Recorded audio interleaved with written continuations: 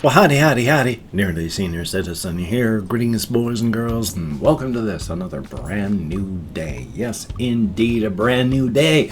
The sun is shining, likely. I mean, there's light outside, so obviously it's shining. I mean, I don't know if there's a cloud cover. There may be. Thumbs up. But that's part of the Shelton Weather, Plague Rat, and Spider Report. Not a whole lot to say on that, unfortunately. I mentioned the most exciting part. Plague Rat Report, people continue walking around downtown without their masks. I continue putting mine on when I am not smoking pre-rolls, so that's a good thing there. I continue crossing the streets when possible if I come across other people, maintaining appropriate social distancing, whether I have a mask on or not. So thumbs up on that. Very, very good. One of the things, well, quickly, I'll talk about the spider report as well. I don't know where there's any spiders, so that's really quick. They're around, I just don't see them right now. But I didn't talk about this the other day, but I had to... I have to take like daily walks down to Safeway, my local Safeway. I kind of live in a food desert. There's only one place that's close to buy actual food, and that's the local Safeway if you're in downtown Shelton. That's it. Otherwise, the only other places to buy food are out like at the Safeway, the local Walmart, which is 3+ miles away, and then the Fred Meyer's, which is right next to the Walmart. So we're kind of a food desert in this area. So I have to take daily walks, no vehicle, down to Safeway to pick up stuff. Try to remember what my story was. Yes, indeed, I remember now. The other day, like 2 days ago, I was walking back, and there's this one place where there was a building, and a couple years back, it burned down. So now it's just a lot. And now stuff has grown up, and there's raspberry bushes, and there's one bush with one vine that I had forgotten. It goes right out over the sidewalk. So if you're walking on the sidewalk past there, you need to either duck or step to the side, or you're in trouble. Well, I was walking when it was dark. First thing that told me I was kind of in trouble, it was when suddenly a vine by the side grabbed my bag and almost pulled it out of my hand. So I pulled it back up and out, but kept walking forward. Oh, what a fool. I don't know how well you can see it. I have scratches all across my forehead here because that vine ripped my forehead open. I was bleeding when I got home. So yay. Now last night I was taking care of it because I had first soaked it, took a bit of tissue, soaked it just thoroughly with alcohol, and wiped down my forehead to make sure that it would kill everything that was hopefully growing inside there. But it was a long walk. It was at least 15 minutes to get back. So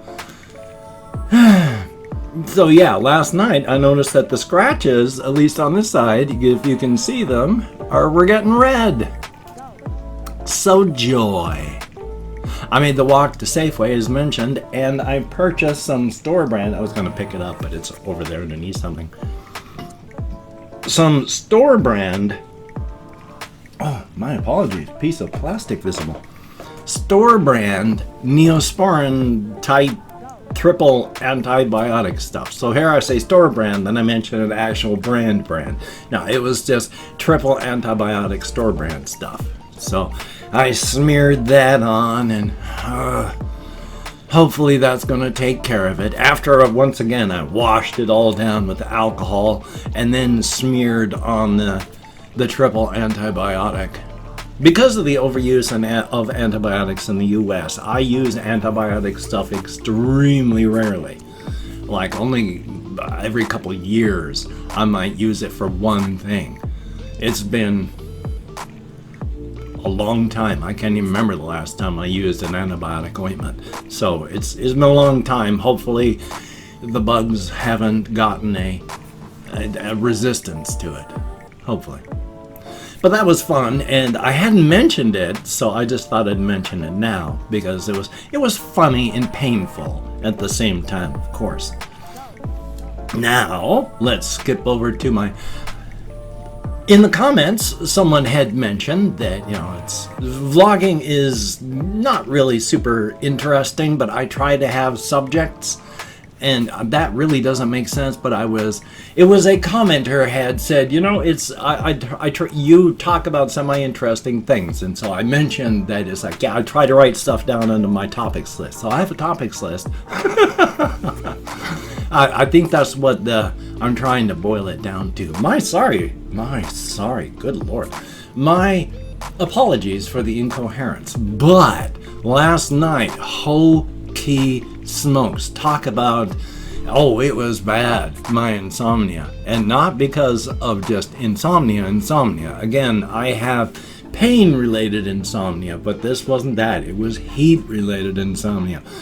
I have on my bed, it is a foam mattress, and I have a foam topper with another foam topper on top of it. It's all memory foam stuff, but memory foam beds are just like this much regular foam and then this much memory foam on top of it.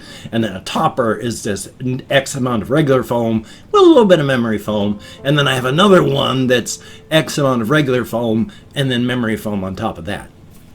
One of the bad things about foam is, of course, it holds in heat.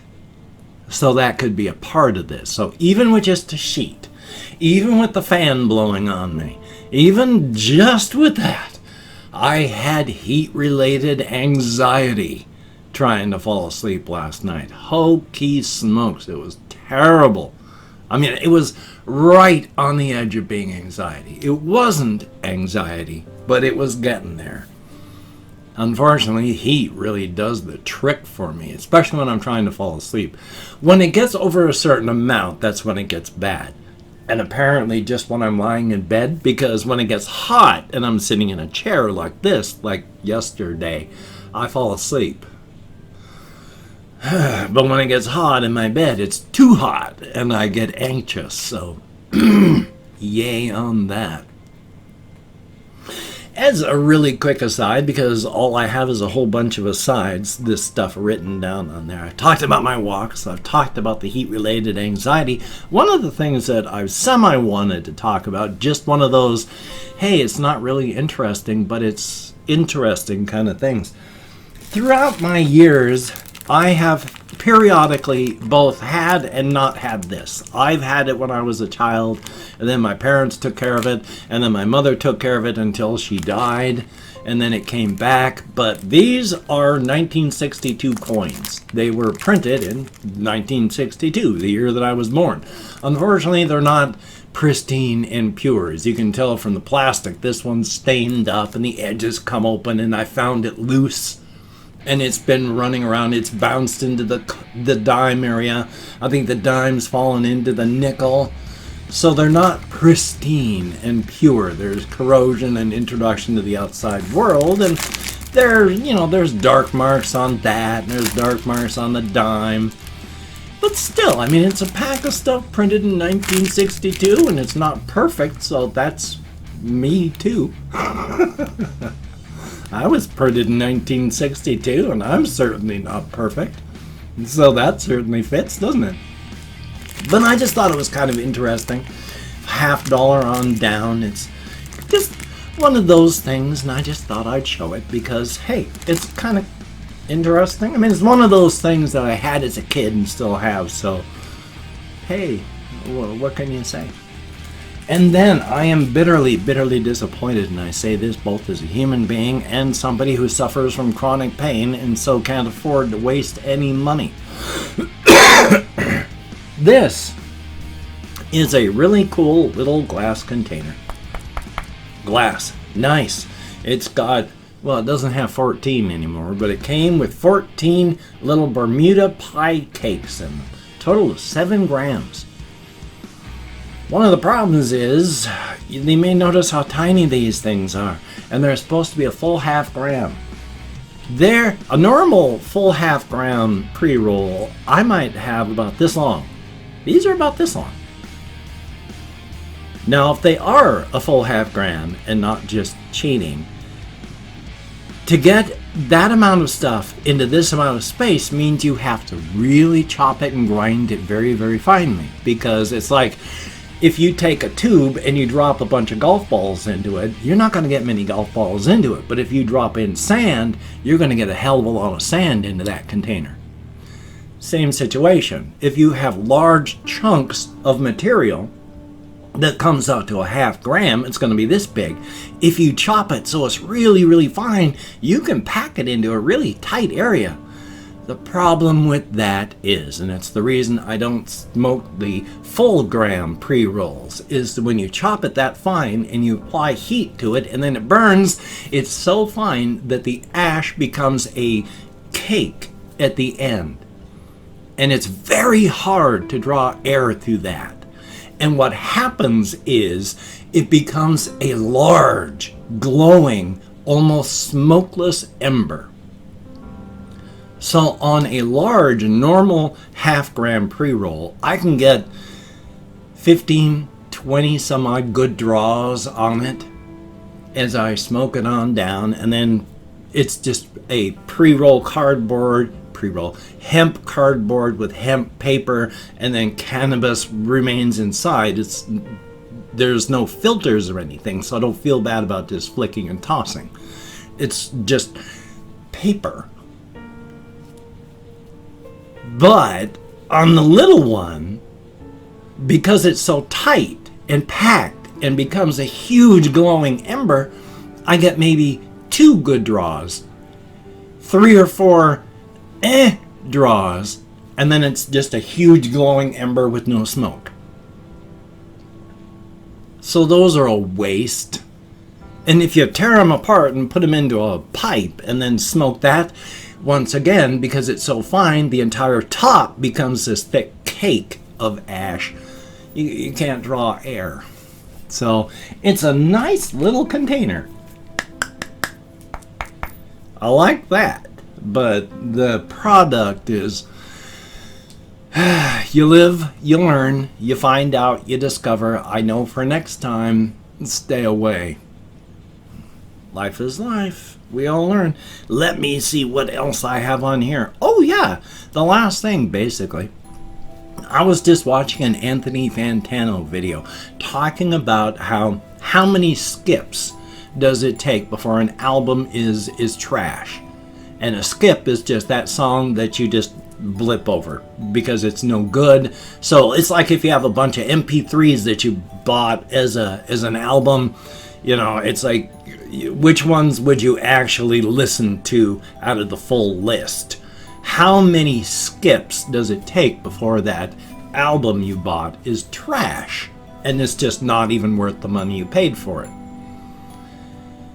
A lot of people have said about 40%. Once you hit that 40% mark, then the album is trash. You basically wasted your money. When I was younger, 90% of the albums I bought as a child. And I used child all the way up into like when I became a member of the United States Air Force, because I was 19 at that time. I hated 90% of the B-sides of all albums. They weren't good songs, in my opinions. Now, of course, that's different. And even at the time, because I'm one of those people that is like, if I don't like something, a lot of things, I will force myself to listen to that part of it because I paid for it, I should listen to it. I'm going to force myself to. And so I would force myself to listen to the B-sides and force myself to find a song or two that I would enjoy, but that was forcing myself. I just did not like the second half. So that's like, 40% of skips and it's all garbage. Back when I was younger, 50% automatic right off the board was just considered skip. That did change, as stated. I mean, I bought and played to death. It's probably the Led Zeppelin album with Stairway to Heaven on it, but the one that had, oh God, I can't even remember the name of the song. But that was the B-side. I played that 90% of the time. Of Of course, there's an A-side to B-side because this was back in the days of vinyl, pressed vinyl. So it was A-side, and then you had to flip the album over on your turntable. So, I mean, now there's no real A-side, B-side. But back then, yeah, there was an A-side and a B-side, or a cassette that you had to physically flip over, stuff like that. And I've opened up 24 hours worth of comments in my community tab, and I'm going to go through and thank 20 to 25 people for having left me a comment. I'm not reading the comments right now. I'm just thanking you for having left a comment. Good, bad, and different. You took the time. You expended the calories. Thank you very, very much. If I mispronounce the username, no disrespect is intended. I'm an American English speaker. And even though I count American Sign Language on the fingers of this hand with my depression, fibro, grief, untreated ADHD, I'm sometimes amazed that I can even remember that my name is not Rutherford P. Farquhar. And it's not. I mean, really. I mean, that is way, way too pretentious a name. So, let me open up my Chrome. We have Elderwolf569. You are very wolf, and thank you. You are very wolf. You are very welcome, and thank you. You are very wolf, I bet. And then there is Ice Damon, greatly appreciated. Olaf Vandenhoff, thank you. What would you do for AKB? I'm not quite sure what the AKB is, but thank you very, very much. And Russian Timing, greatly appreciated. Confused Owl 29, thumbs up, and always good to see you. Drop Me Pussy. Oh, if only you could get it by drops. Thank you very, very much. Kathy Kit's Cat, thumbs up, and good to see you. We have FXCKLXVE, so not quite sure which vowels are replaced, but thumbs up. Then we have Landon Owens, greatly appreciated. Deanne Diaz, thumbs up and thank you. We have Christopher Thomas, thumbs up. Bergwacht, thumbs up and thank you. We have Random King 54, thumbs up. Josh Sanabria, greatly appreciated. And Lexmark66, thumbs up and thank you. We have Filippo Goria, greatly appreciated. Christelle Summervold, thank you very, very much. Fiala, Flala. Oh my god, I can't see. We have Gavin Addington. I sure hope I'm correct. I have no ideas where I was when I quit. JJ Studios, World War II Brick Films, greatly appreciated. Lee Simone, thumbs up and thank you. Aaron S, always good to see you. We have YN, thumbs up and thank you. And last but not least, Space Division. Greatly appreciated, each and every one of you. You get me out of my head, into the world, dealing with real people, if only in text. And that is very, very appreciated. When you're depressed, you need to get out of the echo chamber of your own skull and out dealing with real people. It is appreciated to no end. A definite thumbs up. If you could check out my various links down below, I have Twitter, Facebook, GoFundMe, Patreon.com. If you could donate to my GoFundMe campaign or become a Patreon.com patron like one of these beautiful and awesome people, that would be beautiful and awesome. I also have down below, if you wanted to help me out but not send money to one of those two places, a PayPal link. And that would be cool if you could check that out. And if you wanted to help me out without sending money, I also have an Amazon wishlist link as well. So that would be very cool. Now, do not feel obligated. I do not feel entitled. And if you cannot donate or you simply do not donate, I take all good wishes and I deposit them in the bank of my heart where I draw interest. So thank you very much. If you could toss me a like, I do appreciate all the positive validation I get from my existence, a definite thumbs up, and of course, if you could subscribe to the channel and hit that bell. That would be very cool, greatly appreciated. I would understand if you did not wish to, but if you are down with it, I will do my best to keep you entertained from now until the literal end of time. A definite thumbs up. Well, I've got this video here you've been watching. I have therapy today, which means I'm in kind of a rush, which also means my second daily video, which I still have to record, then edit, and then render, is going to be late. Because, oh boy, it's going to be well after 10 o'clock before I am done. Thumbs up. Oh, excuse me. So, you take care. Have a great day today. I will see you on the flip side, my friend. Wear a mask, please. Oh my gosh, this should not be a political thing. If you're watching my videos, likely you are. So thumbs up, and I'm not really talking to you about this, but for everybody that doesn't, please do. And be safe. We got to keep the pressure on. Practice self-care.